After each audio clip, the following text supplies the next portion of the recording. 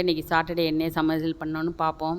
இன்றைக்கி வந்து ஒரு பொங்கல் வந்து வெந்தய கஞ்சி காய்ச்சிடலாம். இப்போ வந்து நான் ஒரு டம்ளர் பச்சரிசியும் ஒரு ஸ்பூனு வெந்தயத்தையும் இல்லை வறுத்துட்டு கழுவிட்டு நான் குக்கரில் 3 விசில் வச்சுட்டேன்.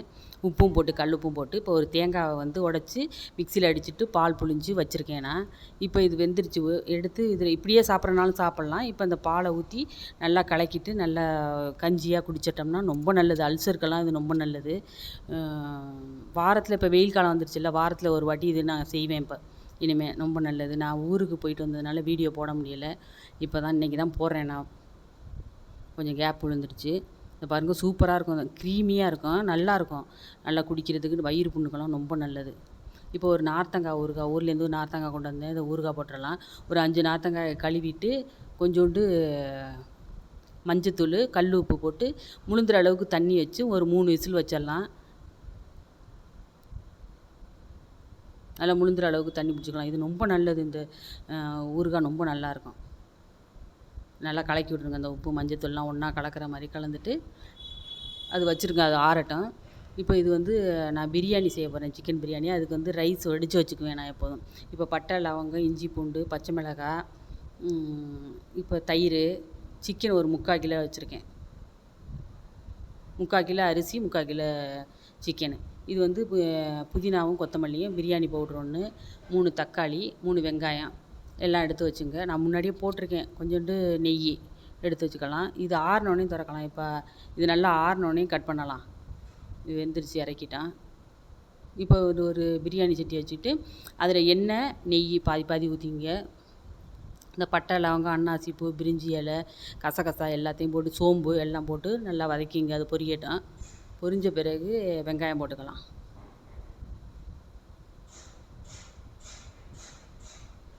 இப்போ அது வதங்கிக்கிட்டே இருக்கட்டும். இப்போ வெங்காயம் வந்து 3 வெங்காயம் நான் அரிஞ்சு வச்சுருக்கேன். அதை நீல வாக்கில் அதை போட்டு நல்லா வதக்குங்க. நல்லா வதங்கட்டும். இப்போ வந்து தக்காளி, இஞ்சி, பூண்டு, பச்சை மிளகாய் எல்லாம் போட்டு நான் பிரியாணி பவுட்ரு எல்லாம் போட்டு வதக்கிட்டேன். சிக்கனு எல்லாம் போட்டு வதக்கிட்டேன். இப்போ இதில் வந்து இப்போ தயிர் ஊற்றணும். இது போட்டிருக்கேன் 2-3 வாட்டி. அதனால தான் நான் வந்து நல்ல தெளிவாக காட்டலை நான்.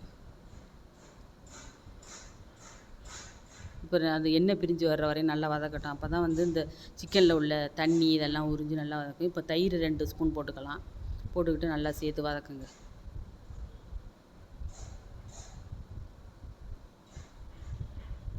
இது வந்து அந்த இதுகளில் வைக்கிறத விட இந்த பிரியாணி சட்டியில் வைக்கிறது நல்லாயிருக்கு. பரவாயில்ல, நல்லா கிண்டுறதுக்கு நல்லா வசதியாக இருக்குது.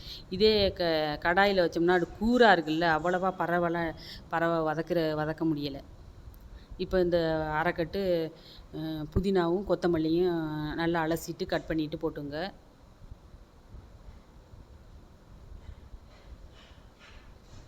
போட்டுட்டு இதையும் நல்லா வதக்குங்க.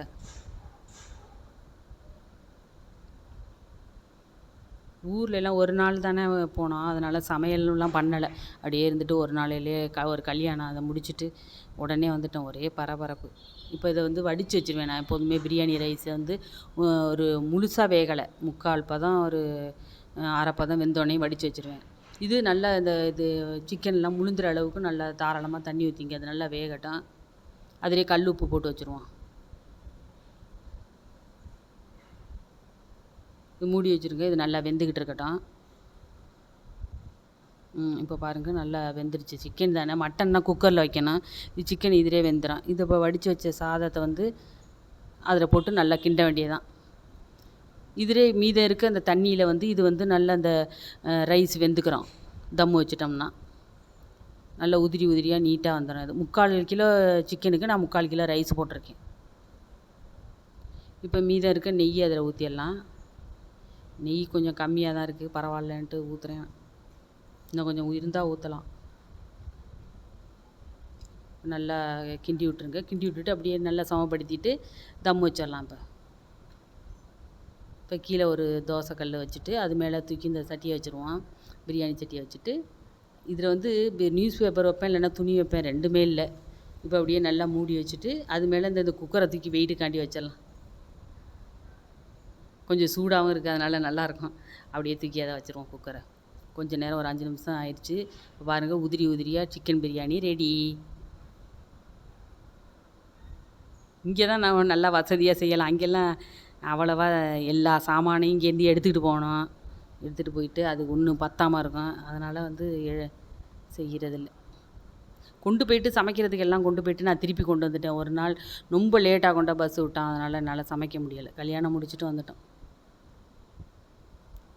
இப்போ ரைட்டாக சிக்கன் பிரியாணி, எக்கு,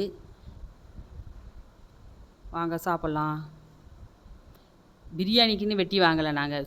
சின்ன சின்ன பீஸாக இருந்துச்சு. ஆனாலும் பிரியாணி நல்லா இருந்தது. பிரியாணி போட்டுக்கலாம்.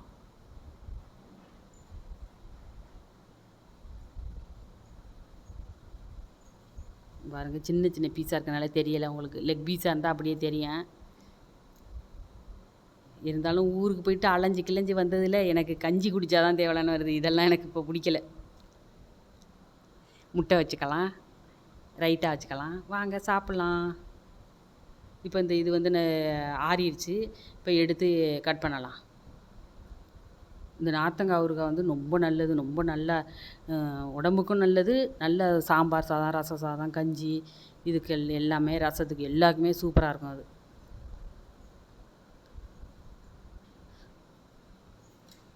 நான் அப்படியே பச்சையாக உப்பாக போட்டு வைப்பேன். இப்போ இது வந்து கட் பண்ணிக்குவோம் கொஞ்சம் தாளிக்கலான்ட்டு. இப்போ கொஞ்சம் கட்டமாக கட் பண்ணிவிட்டு, மற்ற ஊறுகாயெல்லாம் வந்து நம்ம வந்து நைட்டில் சாப்பிடக்கூடாது. ஆனால் நார்த்தங்காய் ஊறுகாய் சாப்பிட்லாமா. இப்போ இதை நல்லா கட் பண்ணி வச்சாச்சு. இப்போ இதுக்கு வந்து தேவையான பொருட்களை பார்த்துடலாம். இப்போ மிளகாத்தூள் 2 ஸ்பூனு, கடுகு, பெருங்காயம், மஞ்சத்தூள் ஒரு 1/2 ஸ்பூனு. இப்போ வந்து வெந்தயமும் கடுகும் வறுத்து பவுட்ரு பண்ணது கொஞ்சம் எடுத்துக்கலாம். நல்லெண்ணெய் எடுத்துக்கணும் அதுக்கு. இப்போ எண்ணெய் ஊற்றிக்கலாம். நல்லெண்ணெய் கடாயில். எண்ணெய் காஞ்சோடனே கடுகு போட்டுக்கலாம்.